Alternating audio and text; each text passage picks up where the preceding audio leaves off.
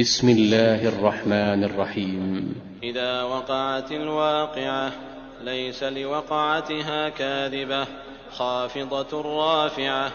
إذا رجت الأرض رجا وبست الجبال بسا فكانت هباء منبثا.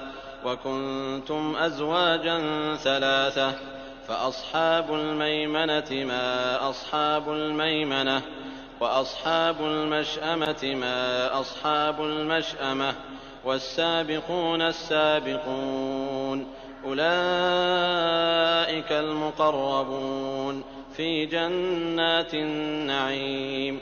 ثلة من الأولين وقليل من الآخرين على سرر موضونة متكئين عليها متقابلين. يطوف عليهم ولدان مخلدون بأكواب وأباريق وكأس من معين لا يصدعون عنها ولا ينزفون.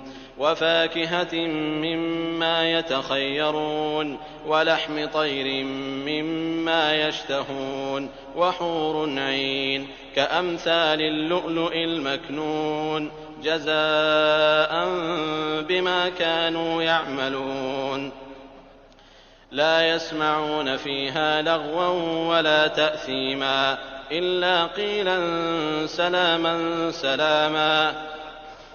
وأصحاب اليمين ما أصحاب اليمين في سدر مخضود وطلح منضود وظل ممدود وماء مسكوب وفاكهة كثيرة لا مقطوعة ولا ممنوعة وفرش مرفوعة.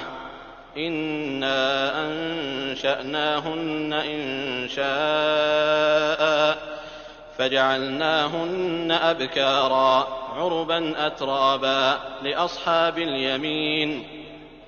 ثلة من الأولين وثلة من الآخرين. وأصحاب الشمال ما أصحاب الشمال في سموم وحميم وظل من يحموم لا بارد ولا كريم. إنهم كانوا قبل ذلك مترفين وكانوا يصرون على الحنث العظيم.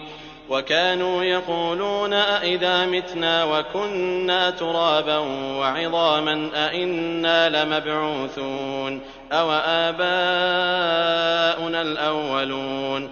قل إن الأولين والآخرين لمجموعون إلى ميقات يوم معلوم. ثم إنكم أيها الضالون المكذبون لآكلون من شجر من زقوم فمالئون منها البطون فشاربون عليه من الحميم فشاربون شرب الهيم هذا نزلهم يوم الدين. نحن خلقناكم فلولا تصدقون. أفرأيتم ما تمنون أأنتم تخلقونه أم نحن الخالقون. نحن قدرنا بينكم الموت وما نحن بمسبوقين على أن نبدل أمثالكم وننشئكم فيما لا تعلمون. ولقد علمتم النشأة الأولى فلولا تذكرون. أفرأيتم ما تحرثون أأنتم تزرعونه أم نحن الزارعون. لو نشاء لجعلناه حطاما فظلتم تفكهون. إنا لمغرمون بل نحن محرومون.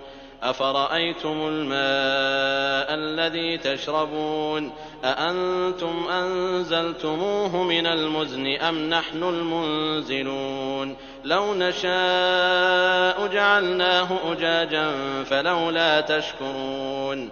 أفرأيتم النار التي تورون أأنتم أنشأتم شجرتها أم نحن المنشئون.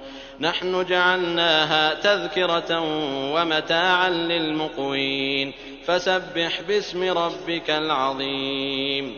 فلا أقسم بمواقع النجوم وإنه لقسم لو تعلمون عظيم إنه لقرآن كريم في كتاب مكنون لا يمسه إلا المطهرون تنزيل من رب العالمين. أفبهذا الحديث أنتم مدهنون وتجعلون رزقكم أنكم تكذبون فلولا إذا بلغت الحلقوم وأنتم حينئذ تنظرون ونحن أقرب إليه منكم ولكن لا تبصرون فلولا إن كنتم غير مدينين ترجعونها إن كنتم صادقين. فأما إن كان من المقربين فروح وريحان وجنة نعيم وأما إن كان من أصحاب اليمين فسلام لك من أصحاب اليمين وأما إن كان من المكذبين الضالين فنزل من حميم وتصلية جحيم إن هذا لهو حق اليقين. فسبح باسم ربك العظيم.